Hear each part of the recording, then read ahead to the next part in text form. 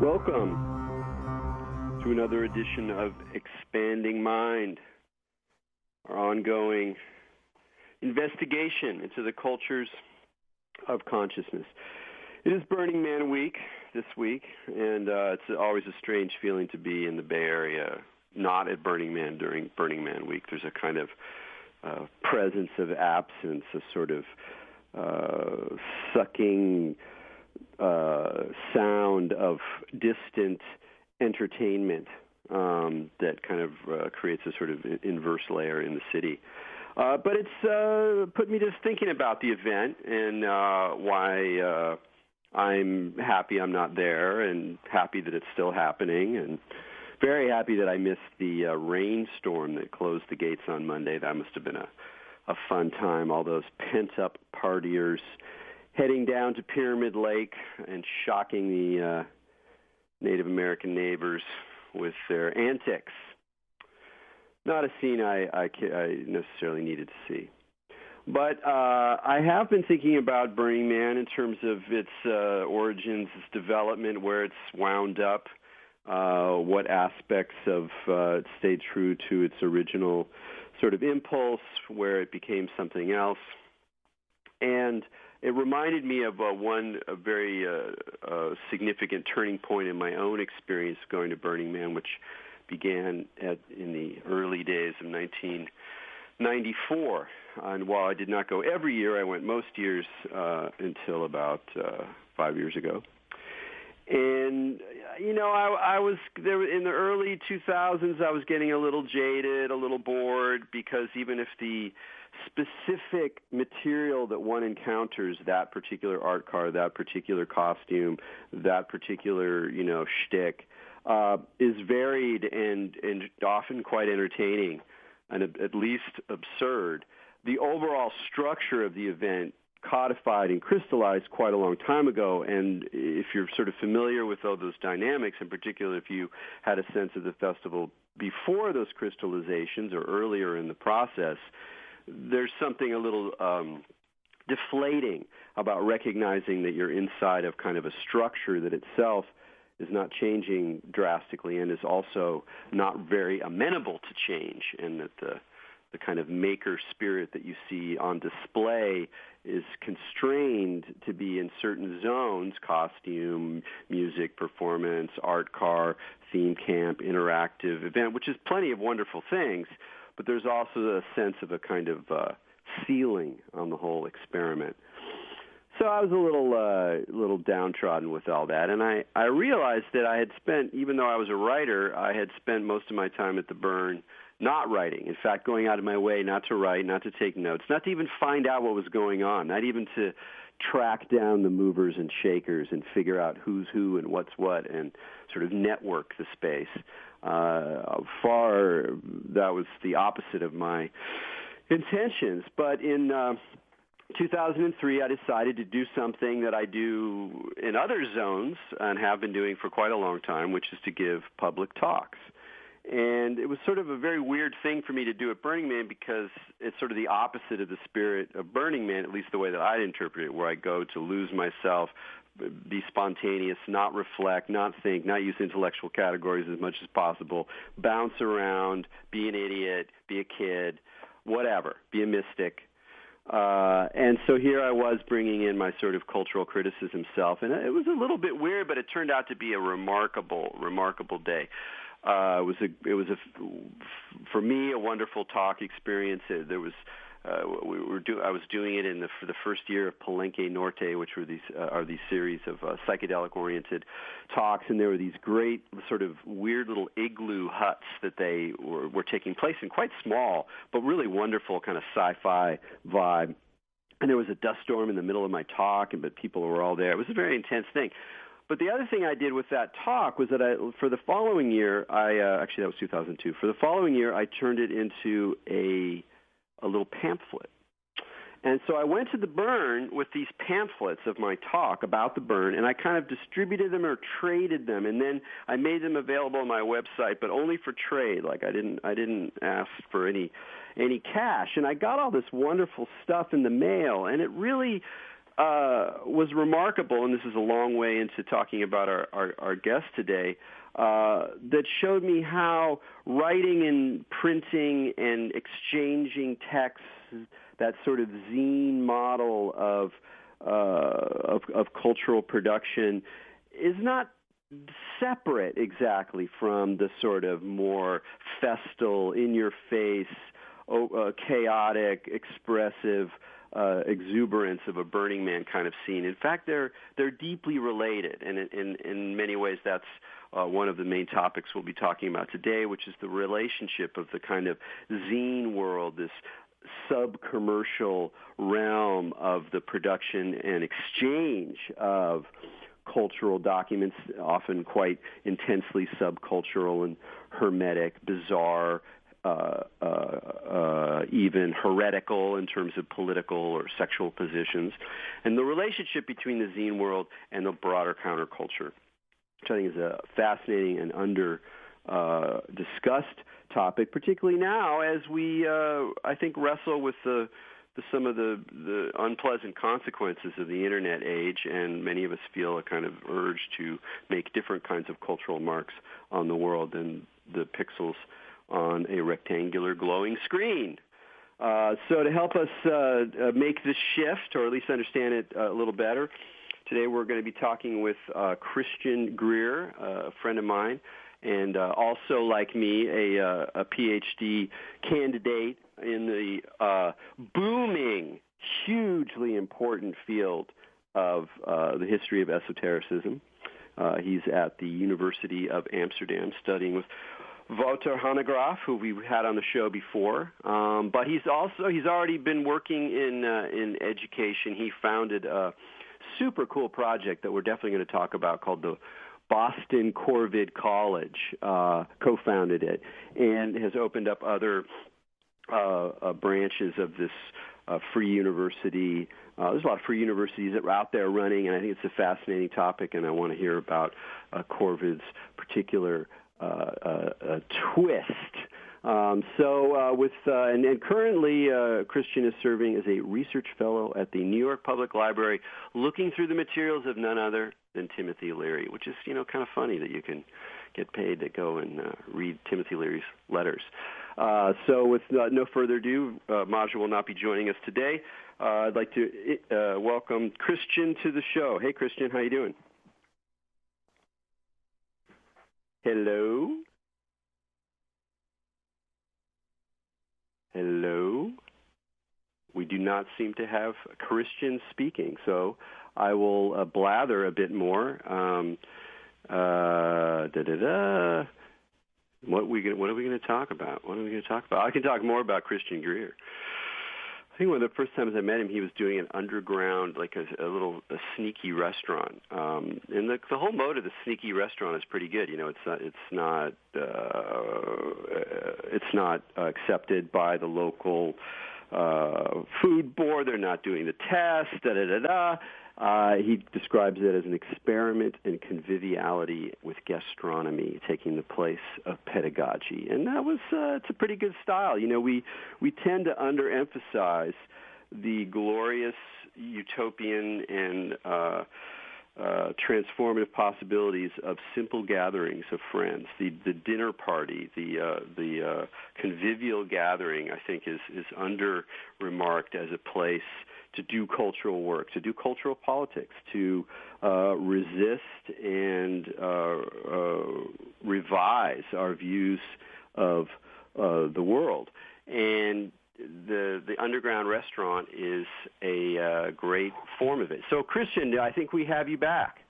Hey, what's going on? Excellent, man. I was just talking about Under Cover of Night, the old... right, where we met a few years ago. Yeah, the old... I like the line, the experiment in conviviality, and I was just talking about how, with like that Hawking Bay idea where the form of the dinner party, the small gathering of friends, it's a very trivial thing in some ways, but it's also a very profound one that could we could squeeze more political and cultural life out of. Oh, absolutely. And I think it's important to remember two things in reference to Hawking Bay's work. The first is that final part of Temporary Autonomous Zone was a appendix that quoted word for word Stephen Pearl Andrews of the Dinner Party, a very famous American individualist anarchist, talking about the dinner party not as this sort of component of bourgeois life, but the dinner party as a social form, a convivial social form.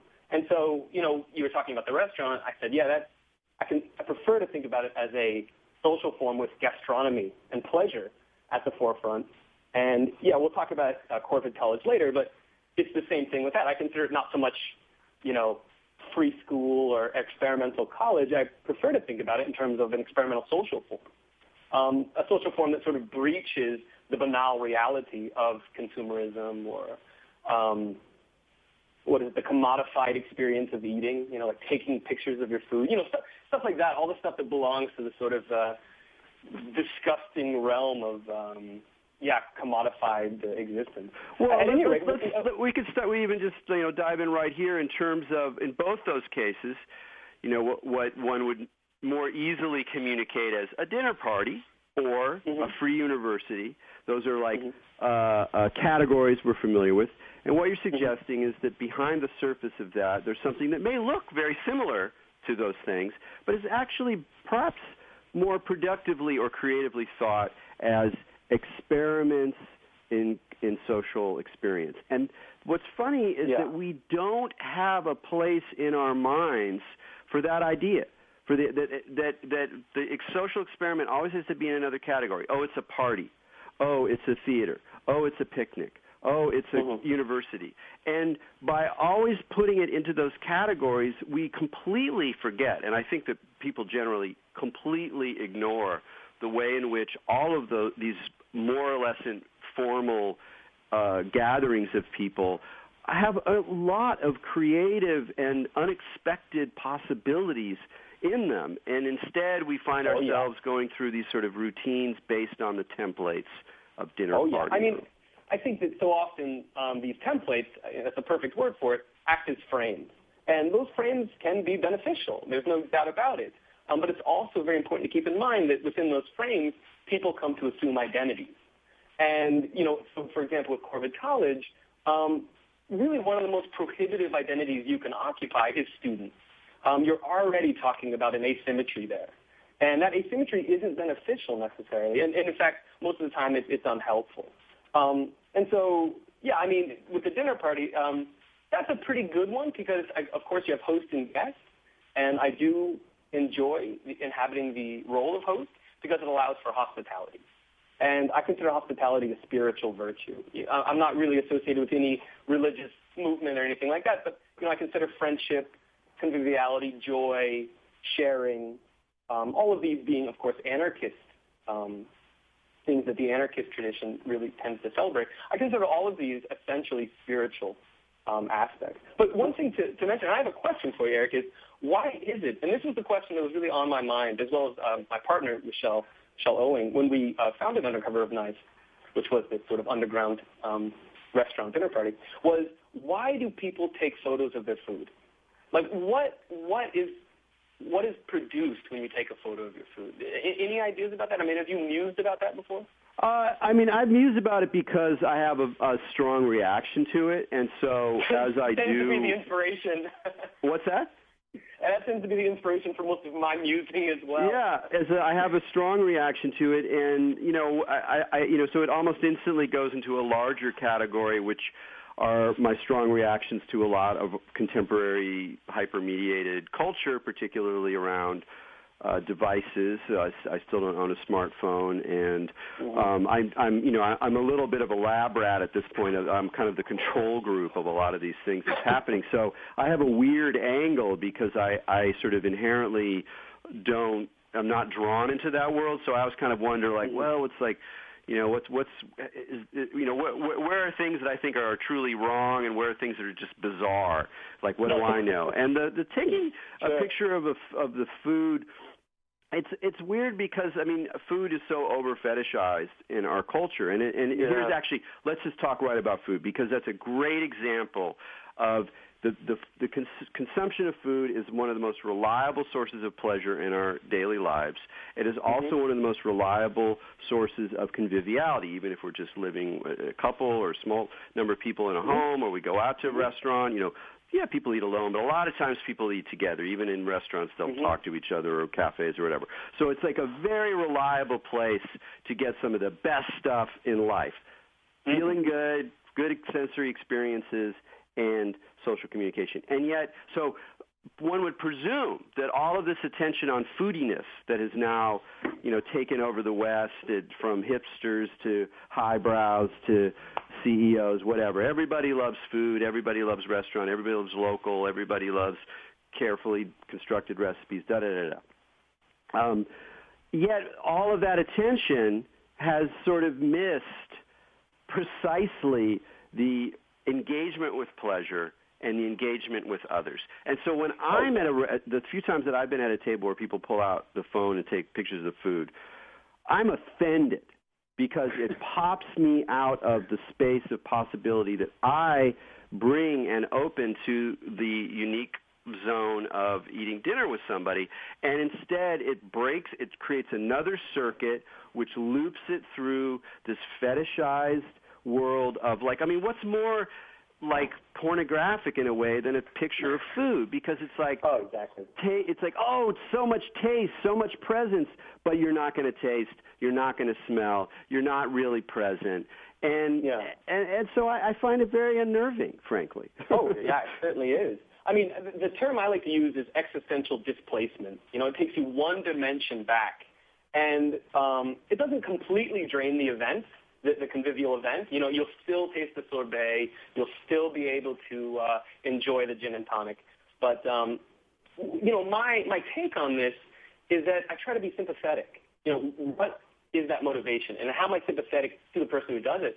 And I've come to the conclusion that the image of it to share with one's so-called social media friends, and oneself, the image has come to become is more important than the actual event. It is more valuable for me to look at this while I'm at work on my Facebook. It is more valuable to me to have this digitally mediated to myself than it is for me to feel the pleasure of it right now. And this is very much like a 90s idea of, the simulacra.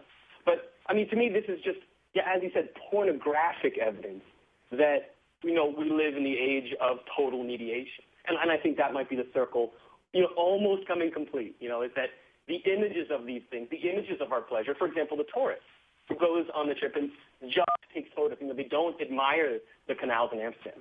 They take a photo and they keep moving. It's almost predatory. You get the photos, prove to the people you did it, and then somehow if you clicked off all the boxes on the checklist of Amsterdam, you've gained that experience, you've gained that badge without ever setting foot in that psychogeographic terrain. Yeah, it's funny. It's always hard when I get in these conversations because I hear in my own voice the sort of, potential to be, I don't want to say reactionary, but to be sort of authentical. This is no longer authentic. People are drawn away from the thing. And I was schooled with enough postmodernism to be skeptical of some easy distinction between presence, authenticity, actual experience, and this realm of mediation. And so I believe that it's not as black and white in that. But what I don't think is people are aware of is how, despite that, if you want to just think of it in terms of circuits, there's a certain circuit that is produced with 5 people around a table with no electronic mediation. And if you introduce even one person starting to text somebody, you break that circuit. You have opened up another circuit. Now, that may be fun. It may be part of your celebration. Perhaps your food is being uploaded to some crazy, system that's recreating different kinds of recipes based on the images. Some interesting experiment, blah, blah, blah. I don't want to shut that down. I want to be sympathetic like you. But at the same time, there's just this lack of awareness about how humans shift between different levels of scale, different bubbles of intimacy and exposure, and that the whole art of moving through these different realms is itself an art of survival, an art of politics, an art of culture that needs to be cultivated in itself. Yeah. I mean, but of course, the perfect crystallization of this is what Burroughs called the third mind. You know, when Brian Geisen and he were experimenting with writing techniques, they believed that when they were together writing, collaborating, that it wasn't Burroughs and Geisen doing the work. It was this collective mind that they were summoning that was then they were channeling. And you find this in the New Testament as well. You know, when two gather in my name, you have the Holy Spirit. You can also find it, Thoth, or Hermes, is the god of messengers, you know, and he accompanies messages, intimate messages, heart to heart.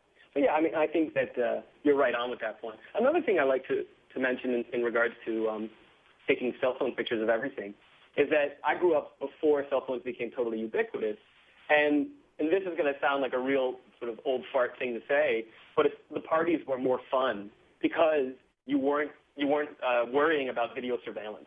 You know, video surveillance, or someone having a camera phone puts a artificial ceiling on what can go down at that party. You know, because everything that you do, you'll have to account for it in the sober light of day.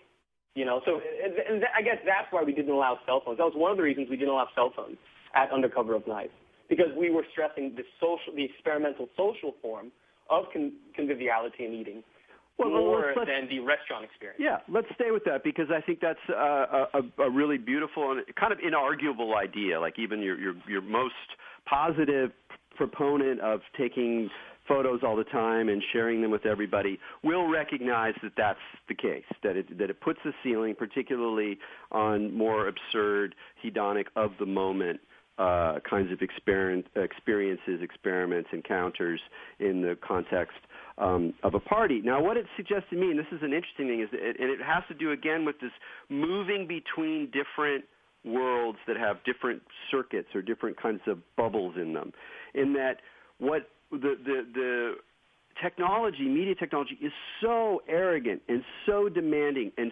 so so seeking ubiquity that people begin to feel like if you show up at a party and go, hey, could you just we're going to keep all the cell phones in this room, close the door. You can get it at the end of the night. That a lot of people would find that to be an affront. A lot of people would be threatened by that. A lot of people would be angry by that, at least irritated by that claim. And what that suggests to me is that people are losing the capacity to recognize, and maybe this is partly just the way that postmodernity works, is that the different spheres of life that used to be more clearly demarcated from one another are now all blending. So, you know, when I go to school, I'm a school guy, and then I go to to the cafe, and I'm the cafe guy, and then I go to a crazy party, and that's a different space that has different kinds of rules. And now, increasingly, all these worlds are kind of blending and linking in this sort of array of disciplinary mechanisms, self-disciplinary mechanisms, and particular mediation and capture. And it's so you. I want to get back back to your story a little bit, because I love your own course into this stuff. You know, what was it in your own experience or your own thinking that first brought you to appreciate and begin to be concerned with the construction, development, and experimentation with these special spaces of conviviality, of an anarchist alternative to consumerized experience? I mean, of course, that the anarchist tradition is replete with examples of what I consider to be noble qualities. You know, sharing, collaboration, non-hierarchical. But I mean, I don't want to categorize all of these things as just anarchist, because I think you can find them in a number of traditions. But what got me into it? I mean, I haven't really narrativized my life before. You know, I don't write prose so much, so I'm not really sure what got me into it. I mean, I like to think that it was just experience with family and friends that just once the computer technology was introduced into that, I guess I'm more focused on, you know, contemporary moments where I do feel allergic to the total integration of technology into, I like how you said, different spheres of life. But, I mean, instead of being uptight about it, I try to understand it from a historical perspective, which would be, I guess what we see before us now is the evidence of the seamless integration of technological communication. And so it's like, people get all uptight when you try to take away their cell phones at the dinner table. To me, that might be considered rude, but in another way, it is evidence that these technologies have been integrated as though they were a prosthetic, as though they were a part of the person's body. And this is like saying, give me your eyes tonight, or, please leave your sense of smell in the other room. I mean, that's really the type of reaction you seem to be getting. And I guess what makes me so kind of miffed about the whole thing, and it's the same with Facebook and that technological integration in everyday life, is that no one prepared me for it. No science fiction ever came out and said, you will willingly give your personal life to the machine. All of it was going to be Big Brother prying into your house, or it was going to be mind lasers that read your thoughts. It was always going to be an invasive technology that ended up destroying the social. It was always going to be some alien or authoritarian force that dominated humanity and that completely, crushed whatever squishy, weird, the moisture of friendship, that very precious thing that makes a good dinner party a good dinner party. No, Philip K. Dick didn't get it, Wells didn't get it, none of my favorite sci-fi writers came to this conclusion. And so I guess that's why I feel so miffed about the whole thing, is I wasn't prepared for everyone. I mean, this is like a CIA fantasy that we would upload all of our most precious moments and insights and ideas on a central mainframe. No, I mean, it's incredible, too, because I even sort of feel this weird, how to say it, it's like this, like I'm alienated from parts of my own desire and my own fantasy in ways that I never would have expected, because I don't participate personally in too much of this. So even though I'm public, I do this podcast, I do talks, I write books, I'm not that like super mediated. So I feel like I still have some shred of a private life.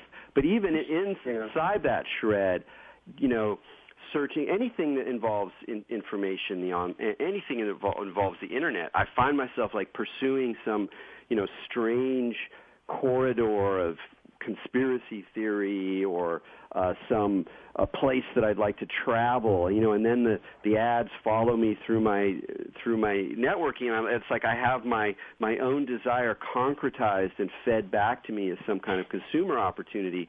And so I've developed an increasingly just alienated relationship even to my own fantasy, my own dreams, my own desires, as if they're already kind of part of a larger circuit. So let's ask the difficult question, recognizing the very important point that you made, that science fiction did not prepare us for this, that futurism did not prepare us for this.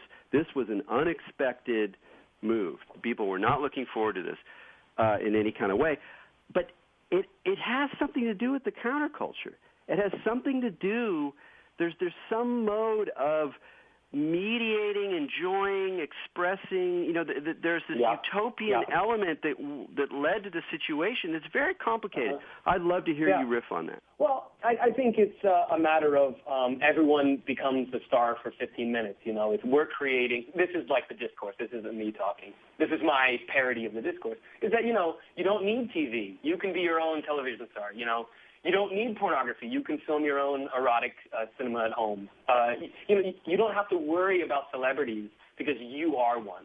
The problem with that, of course, is that it drags your identity to this image of the celebrity. It doesn't bring celebrities to you. So what that means is you're going to start commodifying yourself in this prefabricated mode, which is the celebrity culture. And so you're going to start taking photos that perhaps mimic the postures of celebrities. You're going to style yourself as though you deserve to be treated like a celebrity, instead of, what I would hope would be a reaction against it, which would be equality, making everyone on equal footing in terms of creating enjoyable media. Right. And so, but I think this was the main thing. I mean, the counterculture was about doing your own thing. It was about celebrating diversity and access to tools, that famous taglines from the Whole Earth catalog. And that's really what technology has given us. But, it's like this old thing. You have to be careful that you're using the tools and the tools aren't using you. So how do you do that in your own, some of your own, you can talk about Corvid, you can talk about other experiences. I'm curious how you explore as well as try to understand that edge in our current moment. Yeah, well, I'll tell you, I'm a firm believer in the line, you attract more bees with honey than vinegar. And so let's just say that I dedicate my life to experimental social forms, whether that's in the form of a college, which is Corvid College, or a restaurant, which is Undercover Knife, or this kind of private society. I'm doing like a private feasting society now called the Order of St. George's Horse. Regardless of the social form, I'm really trying to reinvest and get others to reinvest with me in each other's creative imaginations, in each other's ability to entertain and to inspire one another without recourse to technology, without recourse to the prefabricated desires that have been commodified for us. So, for example, in a class that I'm teaching, I'm about to teach in September. I'm opening a branch of Corvid in New York City in September, and it's on J.D. Salinger's glass family and the metaphysical preoccupations they have.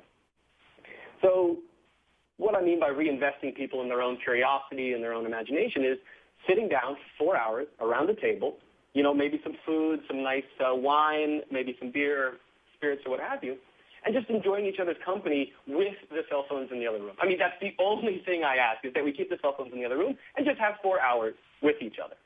And very slowly, it has a very cool effect, which is that's a very minimum thing to ask. But you realize that it becomes a major social absence. And then I think there's a little bit of uneasiness with the absence of this technological aesthetic. And I think that in that absence, you begin to build a muscle. I like to think of the imagination as a muscle. And at first, you'll sit around with people, and they'll get bored, or they'll get cranky, or unimaginative, or whatever. And I think that's like trying to lift a weight that might be a little bit too heavy, so maybe you need the person to the right to kind of help you lift it with you, or perhaps I can help you lift it, or, whatever. But I think that collaboration is the ultimate aid when it comes to building the imagination like this.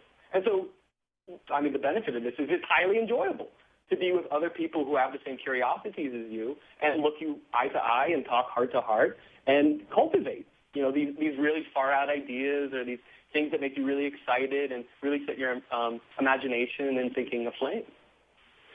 This is wonderful. It's brought up a lot of questions, but we're going to take a break right now. You're listening to Expanding Mind with Erik Davis on the Progressive Radio Network, and we're talking with Christian Greer, and we'll be right back.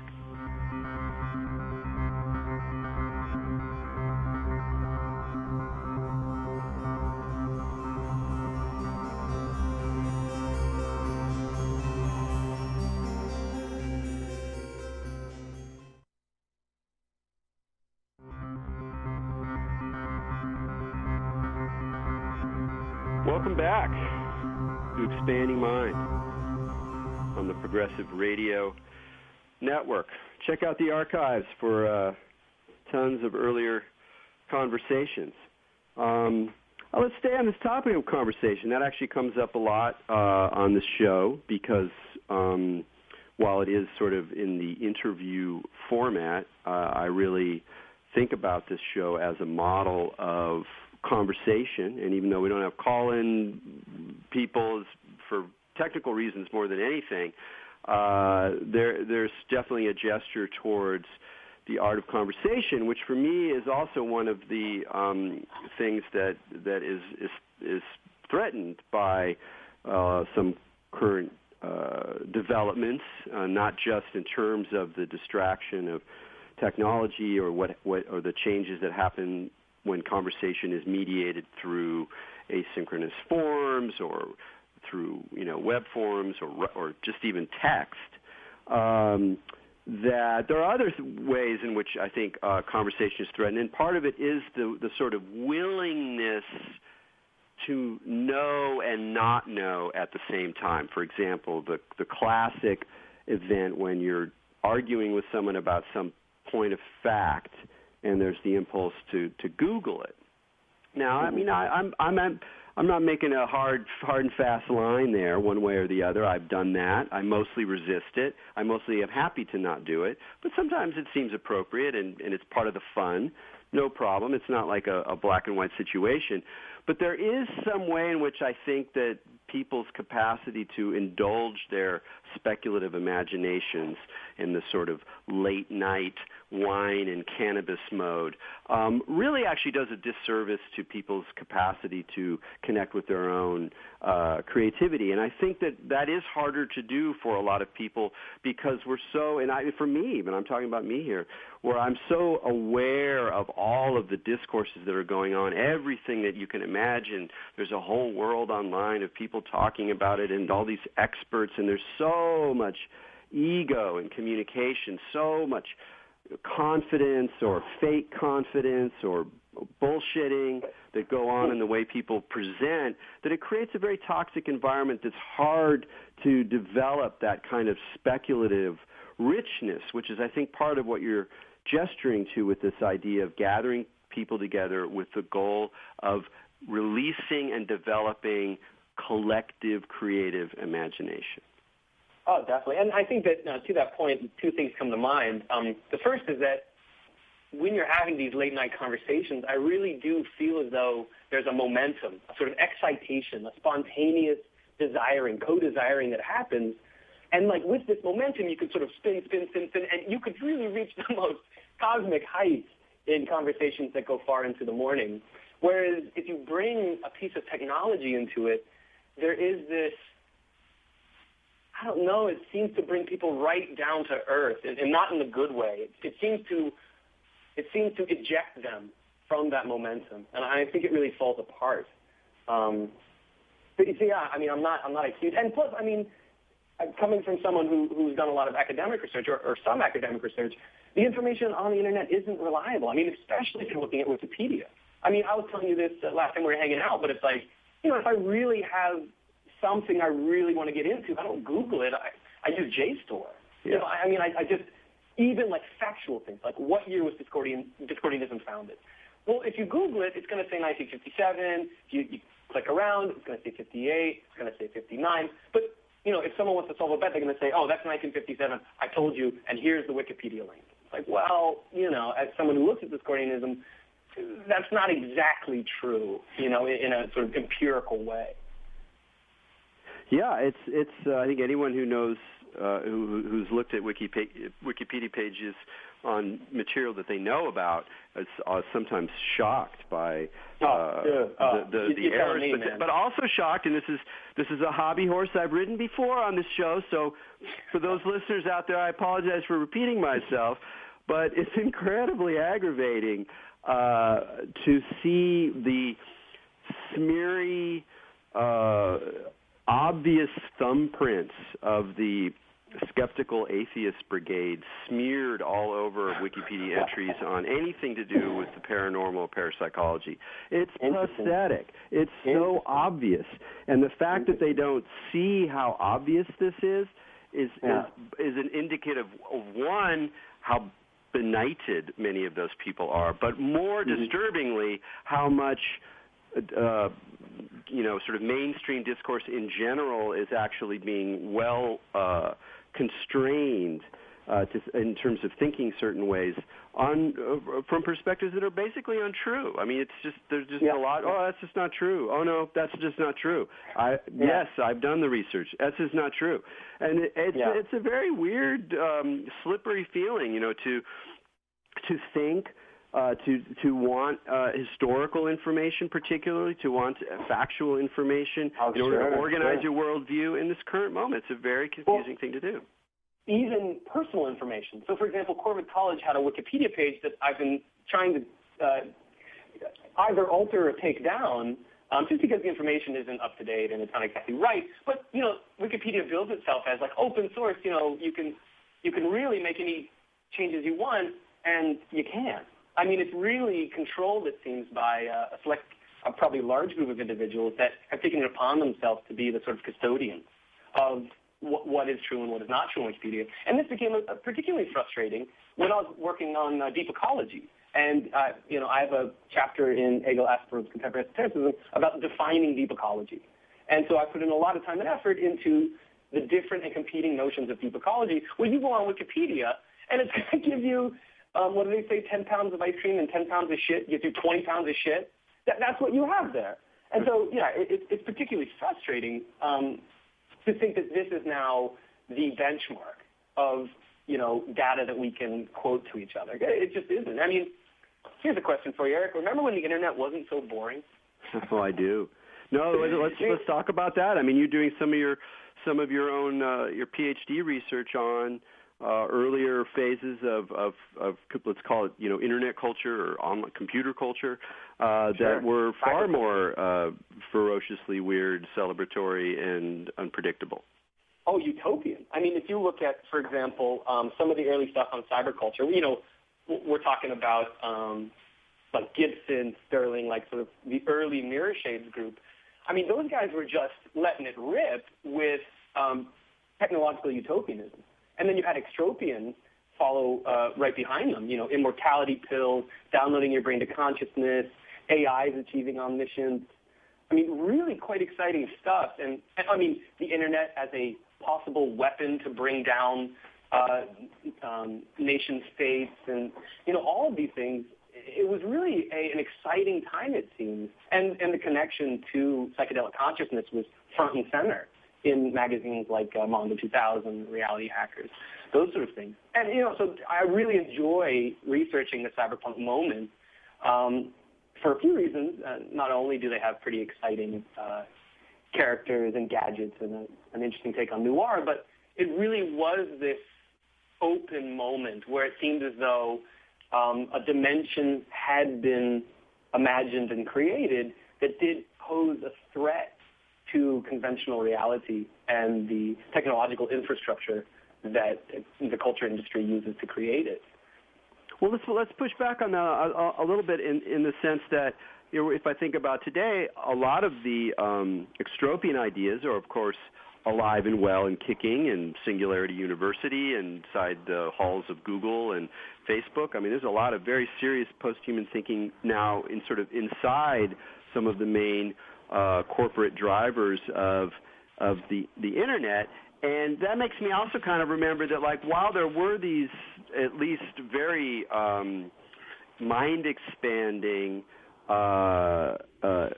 moments and spaces and some zones of utopian reorganization within cyberpunk, there's, of course, also a lot of sort of cynicism about politics and the street and crime and that kind of gritty noir effect. So it seems to me that that all of these technological moments also, they combine these sort of dark dystopian possibilities with these utopian spaces, and that we're sort of still doing that. I mean, there still is this kind of utopian trace or gesture within some transhumanist ideas, even though the forms that it takes, at least in my opinion, are for the most part not as creative and liberating as they could be.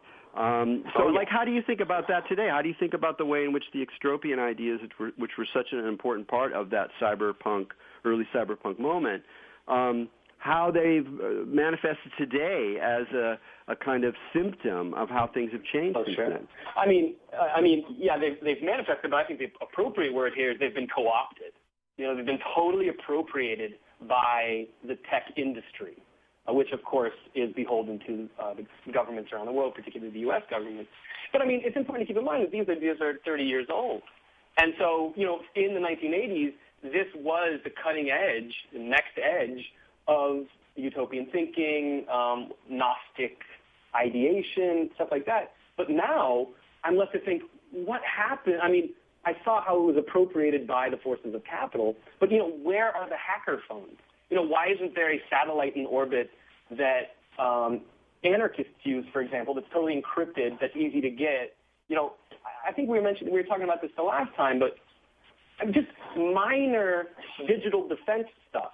For example, like a sunscreen. This is just an idea I had that I thought was kind of cool. Just like a sunscreen you put on, like SPF 5, you put it on in the morning, and then it blurs your face on all digital recording technologies. Or where are these just like exciting homemade cyberpunk hacks that this technology was all sort of forecasting? It wasn't forecasting total surveillance with Google goggles. It wasn't forecasting Facebook and the banalities a contemporary post-capital world. I mean, it was these sort of, the street finds its own uses for things, and I'm wondering where the street is these days. I mean, how about a little switch that you could tap that blinks out all hard drives in a 2-meter radius?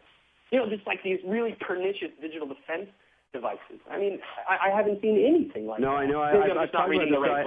I have a friend of mine who I mean, I'm probably okay. Maybe someone will produce the idea. And he came up with this really, there's a whole issue around cell phones being able to be remotely activated and turning them into recording devices. And it turns out that it's basically impossible to turn off your phone. Like when you think you're turning it off, you're really only putting it on standby, and that those things can themselves be modified, in real time for surveillance purposes. And so there's different strategies people have come up with when they have meetings where they don't want to be recorded. If you put everything in the freezer, that's usually pretty good, blah, blah, blah. But my friend was like, why don't they just make a phone where there's a mechanical way to interrupt the power source from the rest of the phone. So you physically remove something that makes it impossible to draw any power at all. And I'm like, yeah, this is another example. Like, why isn't there this sense of sort of the need to reassert control? It's that bubble thing again, of being able to build a bubble just for now, to here in this room where we're in a bubble. We can just do what we want here. What we do is secret. Science fiction did give us that. That's in Frank Herbert's Dune. You have these cones of silence. Do you remember that? It's a really cool moment. Yeah. But so you could just dig through, sci-fi and find a lot of the digital defense. I mean, if technology has become a prosthetic, then we need some prosthetic self-defense stuff. Maybe this would be cool if you took it in a furry direction. Like skunks have this spray that they smell. So, maybe some type of digital bit or bite spray that, totally snow crashes all the devices around you or something. Yeah. I mean, it's a tough one. I mean, let's get to this question. It's a tough one. Where is the street today? Like, where is this happening? Because I think people grow up, especially young people, they're growing up in a world that's always already networked, always already mediated, tracked, And I don't even know where you would go other than into the deep recesses of your own mind to have some sense of a kind of unmarked space, maybe even the possibility of thinking of an outside or a beyond or an other space is sort of precluded by the conditions that we live in now. And that's, for me, a terrifying thought, but I sometimes wonder, I'm just sort of asking the same question in other terms now, I sometimes ask myself whether my sense of what's being lost is just a romantic residue of the idea that there's something outside, something beyond reason, something beyond civilization that's incredibly important to connect with, at least on occasion. And that whole model, that whole idea is kind of an old-school romantic construction that is really just no longer appropriate for the situation we're in. And I wrestle over that, and I'm sure you have your version of it as well. No doubt, man, no doubt. Hey, I'm wondering how much time we have, because there's actually a point. There's a few things I'd like to talk to you about, not just, we'll say, underground lit and zines and stuff, and the connection to pirate radio there. But also, this is just a sort of weird idea that, you mind if I throw this at you? No, we got about 10 minutes, so go. Oh, cool. All right, so I was thinking about this a couple of days ago when I was listening to Terence McKenna, the sort of implicit hierarchy of psychotropic altered states of consciousness. And Terence McKenna lays it out really clearly.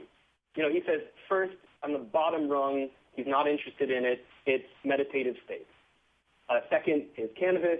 Above that is LSD, and then psilocybin, and then DMT. You could put ayahuasca in this. But, the implicit hierarchy of profundity for these things. And I was thinking, and in my writing, I'm working to point out that what happens if we don't buy into that construction? What if we look at each, so for example, some groups I look at have an affinity for cannabis, whereas others LSD. And what if you consider each of those psychoactive substances as a discrete conversation partner? almost as an entity, and that to put them in a sort of pantheon does a disservice, or it's just, I guess, insulting to the inner empiricism of one's state of consciousness. Yeah. Have you thought about this? No, I mean, I kind of remember Terence doing. In general, I think of him as someone who's not too, hierarchical in his judgments. Although in some ways that makes sense that he would make that line. Although I think personally, cannabis is more important to him than anything. But yeah, maybe most people. That's in the world, and it's double. But I totally agree with what you're saying.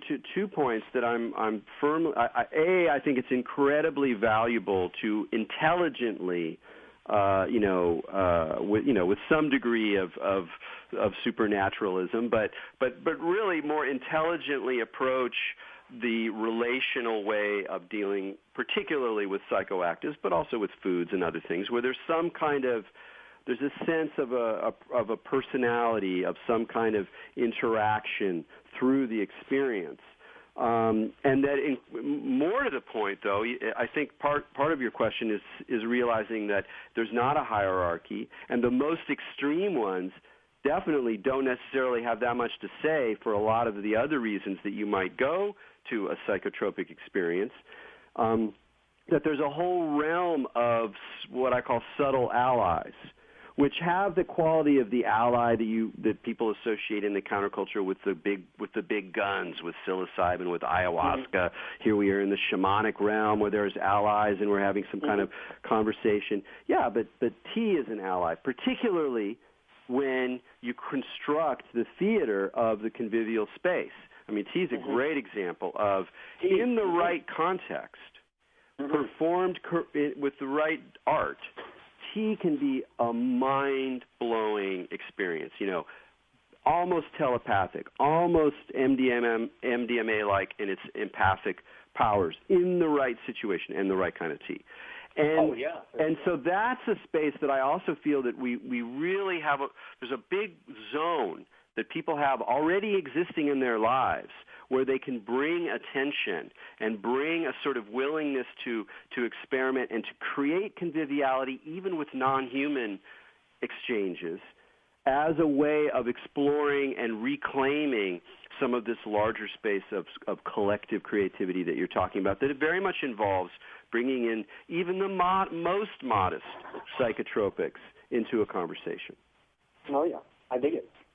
Well, hey, this other thing I wanted to talk to you about was discordianism, because you and I have had conversations between ourselves about it, but I don't think we've ever had a public conversation. And I seem to have missed every paper you've given on Wilson.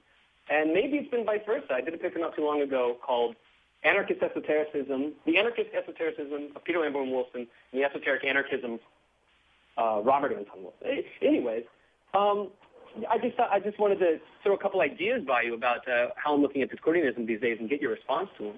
Absolutely. The first is I haven't seen an author yet analyze discordianism. I mean, you see a lot of people talking about it as a parody religion, a joke religion, some type of ludubrium. I like to think of it as a ludubrium. I've said that somewhere else, but I think the most important way to look at its use of paradox and its use of humor is as a liturgical language. I've always a liturgical language. Oh, okay. So this is something I use in my review of Carol Cusack's book, Invented Religion, and I try to make a point of it that, it's not about, it's this religion that uses jokes, and wow, that's like a very funny thing, but there's a serious core. Now, I don't like that at all. I mean, I think that there is, what do they say, like serious and sober aren't the same. Serious and sober are not synonyms. So you could be serious in this liturgical language and still produce, I think, transcendental and have transcendental aims with humor, with paradox. Absolutely. I mean, I think that's there's a number of things to say about that. We do only have a few minutes left, but we're going to I'll cram it in. One, just to bring it around to the topic at the beginning of this show, I was talking about this article I wrote on the cults of Burning Man, which was a way of looking at Burning Man phenomena through these different kind of groups: the cult of experience, the cult of flicker, and one of this was the cult of chaos, by which I meant a kind of sacred irony. And the whole category of sacred irony, which you can trace through historical religions, you can find it in Taoism, you can find it in Zen, you can find it, even in Christian saints, you can find elements of it where the basic gesture of irony, where something is presented as authentic, as valuable, as meaningful, as sober, as the foundational, is then sort of undermined, but undermined in a way not simply to be satirical or to be critical, but to almost like leave the space open that's left after it's been undermined as another site of the sacred. And this, obviously humor is incredibly important, but with the Discordians, you can go back, and I got to hand it to her. I mean, I hadn't read this in a long time, but I went back and I looked at Margot Adler's, account of paganism, and in the 70s, she already pegs it. She sees that Discordianism is a religion of parody and humor. And, it's deeper than that. There's other things to say about it that she doesn't talk about, but I was really pretty impressed when I went back and reread that about how, from the pagan point of view, from the contemporary neo-pagan point of view, it's very clear the way in which Discordianism and Subgenius are, quote-unquote, real religions, whereas I think religious scholars have a much more difficult time dealing with that because they don't really know, they don't see the connection between satire and spirituality, which is a very psychedelic mode as well, very psychedelic. The thing is, they've really weaponized humor. So, Discordianism at its basis is a religion based on widening consciousness. This is why the tagline is, I've seen the Fnord, as opposed to the Church of the Subgenius, whose motto is, give me slack. There's a difference there. And Discordianism has always been a singular religion, an individual religion based on expanding consciousness. And when you do a hoax, that is a weapon against what you consider to be a malign form of consciousness. It's a way to shatter that dogmatic belief in conventional reality. So, humor is used as a weapon in a sort of culture war that I don't think many other, we'll say, ideas or traditions have done before. So this is why I think there's a little bit of confusion around it. Yeah, I think you're totally right. And that is a topic for another show because we're going to have to wind it up here. Christian, I wanted to find out, is there somewhere online that people can find your writing or keep up with what you're doing? Well, it's very, very boring, but on academia.edu, I've uploaded all of my chapters and articles and book reviews and such, and that would be it. I'm at the moment digitizing the Moorish Orthodox Radio Crusade, which was a WBAI radio program that featured Peter Lamborn Wilson. He had a show for like 12 years or something, and Bill Weinberg and Anne-Marie Hendrickson. So I'm digitizing that, so that will be ready. I'll put the link to that on my academia.edu site as well. Wonderful. Yeah. Okay, well, thanks a lot for having me on. Thanks so much for joining me on Expanding Mind. My pleasure. All right. For me, Erik, to all you out there, keep your minds open.